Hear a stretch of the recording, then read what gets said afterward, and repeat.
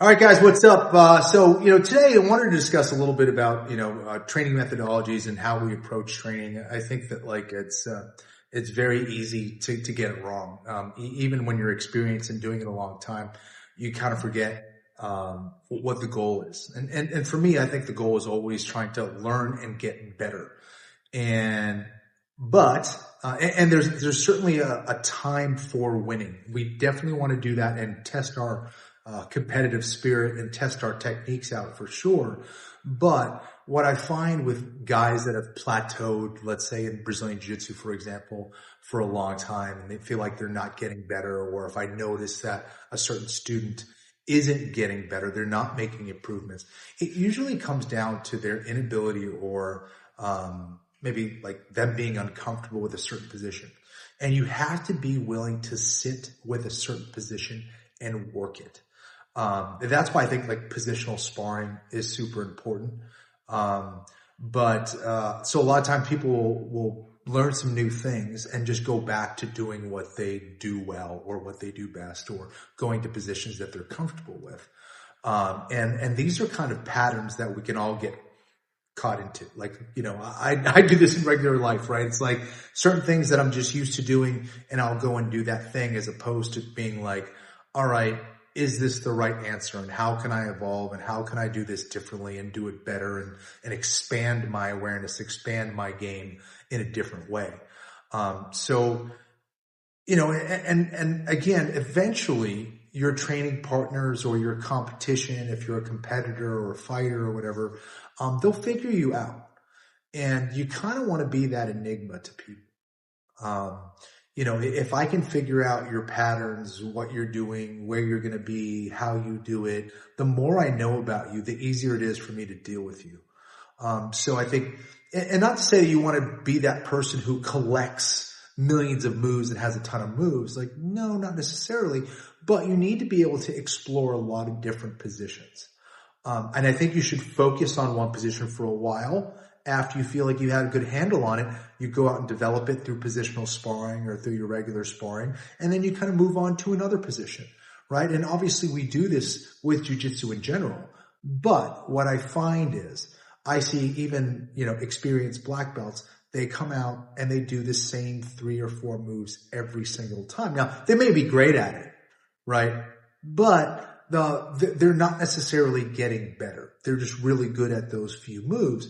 And then they tend to panic, or it all kind of comes crumbling down when you find that other person that knows how to untie it or has figured out a way how to beat you with your positions.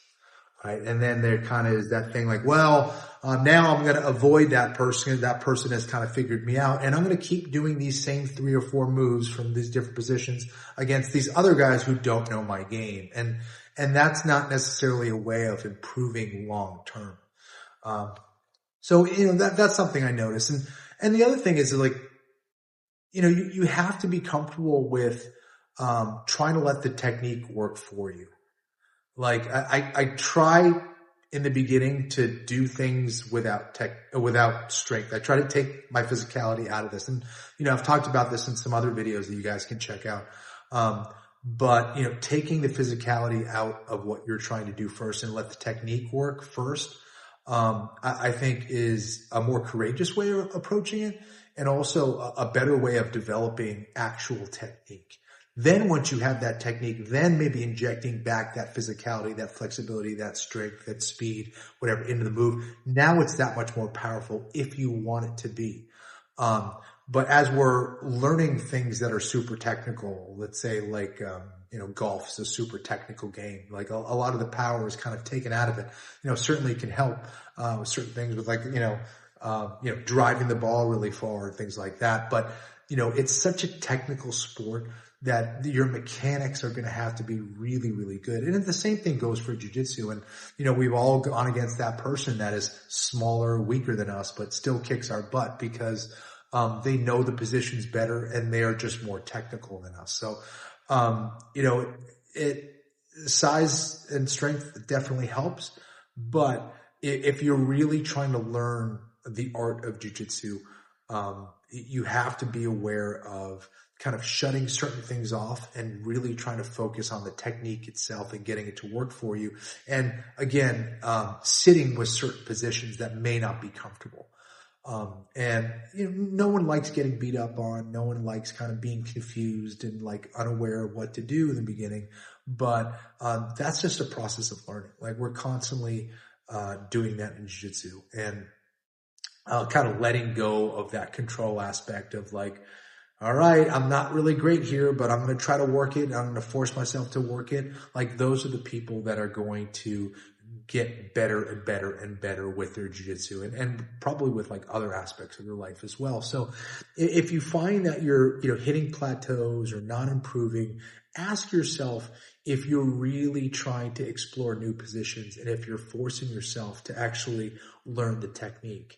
And then ask yourself, as you're sparring, as you're doing your positional sparring, are you actually trying to do those new moves as opposed to kind of what you know?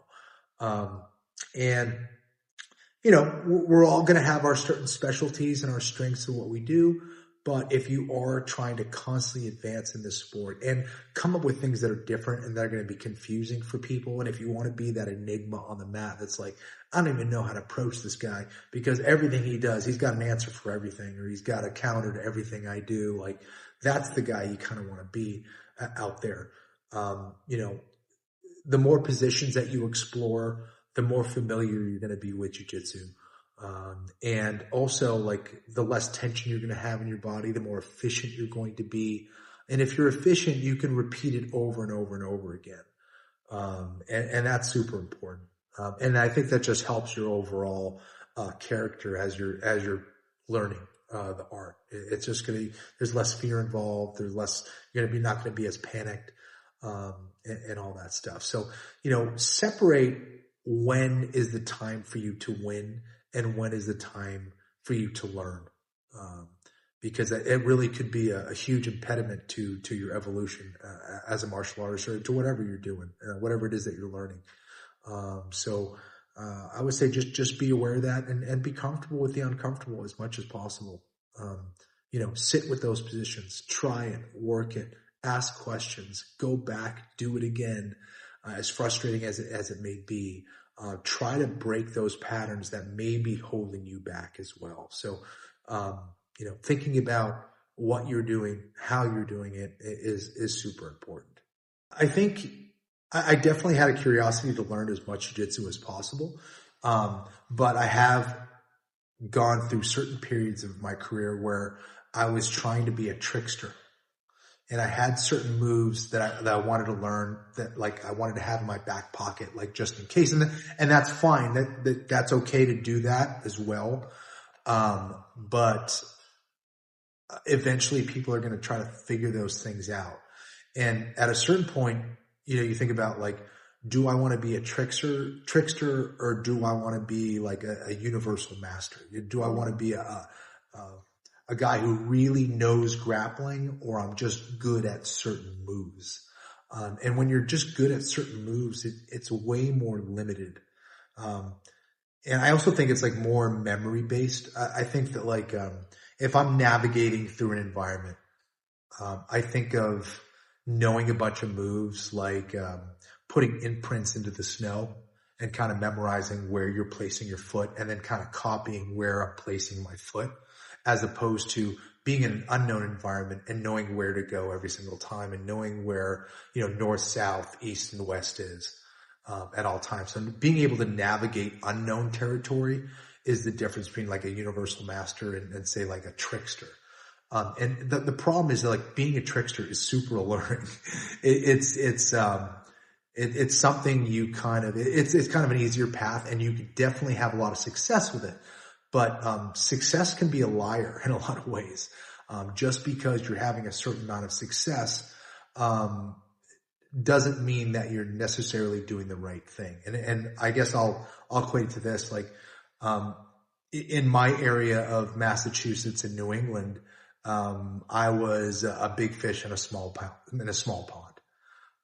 And when I started going into some of the larger tournaments, like, the Pan Ams, and going against other high level Americans, or especially high level Brazilians, especially like in the early 90s or mid 90s, not early 90s, I lied. I'm not that old. Late 90s, sorry.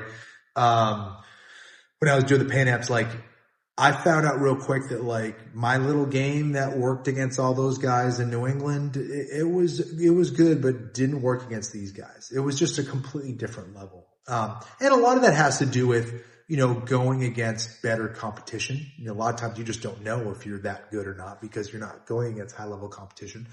But also a lot of it also has to do with like developing a game that doesn't get tested and I just keep doing the same things over and over and over again. Or maybe I'm not so good at the position, like the position of guard, let's say, or half guard. Let's take half guard, for example. I have some moves in half guard, but I don't understand the half guard position. That's a very important distinction. And when you understand, let's say, a position like half guard, and I understand how it works and what I need to do to get it to work, I can do it against pretty much anybody, or at least I know what's happening if something goes wrong. And that's super important because I can't fix what I don't know, like if I don't know where the errors are happening. So having that understanding of the position is the most important thing you can gain over time is, cause again, that's how you'll be able to fix it. And then from there, you can actually create your own moves. And this is going to happen way more down the line. But you can start to understand like, okay, well, if this is true and if these mechanics are true and I need to be able to do this and that, then, well, here's a new move that I just came up with, or this is a move that works really well for me. So then you can kind of be very creative with your jiu-jitsu and find ways around things and fix things over time. So the next time you face that person, it's not like, oh, now I need 10 more moves to make my half guard better. It's like, no, I just need to fix a couple things to get everything else to work.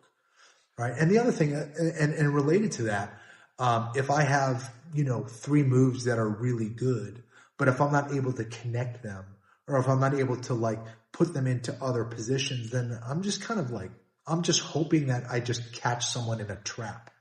I'm hoping that they make a mistake.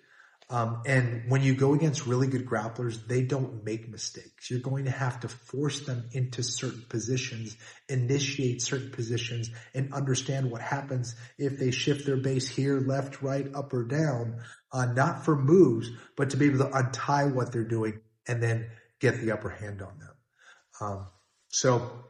And we've all done that. And it's very easy for us to kind of get into patterns. Another situation that I found myself in was I was in a world title fight against BJ Penn. This was my second title shot. It was at 155 pounds, and BJ Penn was, a legendary American Brazilian Jiu-Jitsu black belt. He was the first American to ever win a world championship as an American. So I had already kind of had him on a pedestal, but I had to go and fight this guy. He was also a fantastic striker. He was almost impossible to take down. He had a ton of experience in various weight classes, et cetera, et cetera.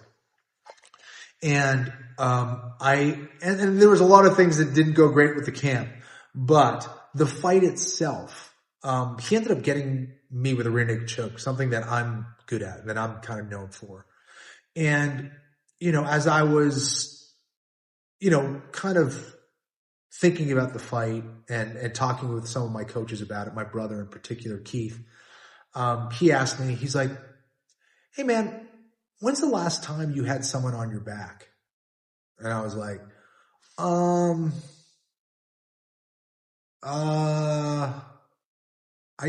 I can't remember. He's like, yeah, you can't remember because it hasn't happened in a very, very long time. So there was a problem. Either, number one, I wasn't going with guys that were better than me that could actually take my back.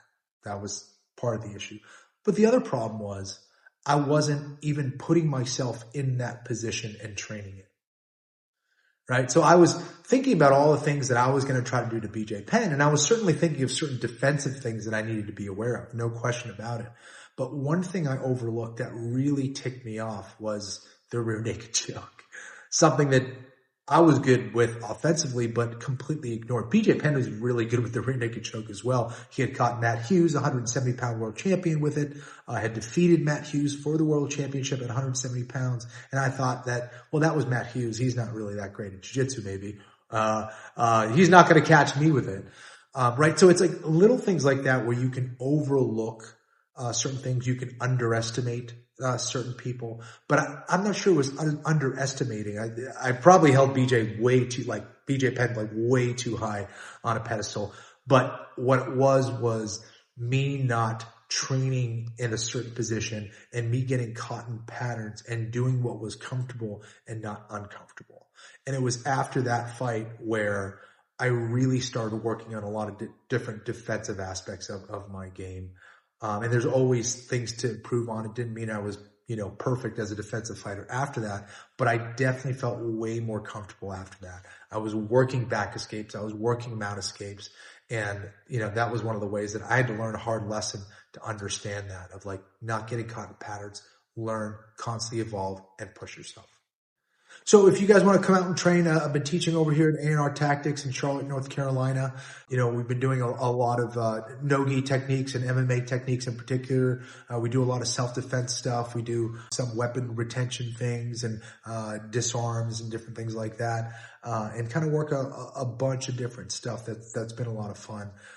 You can also check out what I have to offer over at kennyflorian.com. You can hit me up on social media at Kenny Florian. You can check out my YouTube channel. We'll be putting out a lot of this content. And if you guys are interested in more content, hit us up, ask some questions. If there's a position that you want to see, if there's something that you want me to talk about. We're running out of topics over here, so shoot your questions. If you're looking to maybe advance your no-gi game or your MMA techniques or whatever it is, come on in and give us a shout. You can hit us up over at the A&R Tactics website or over on our social media as well at A&R Tactics.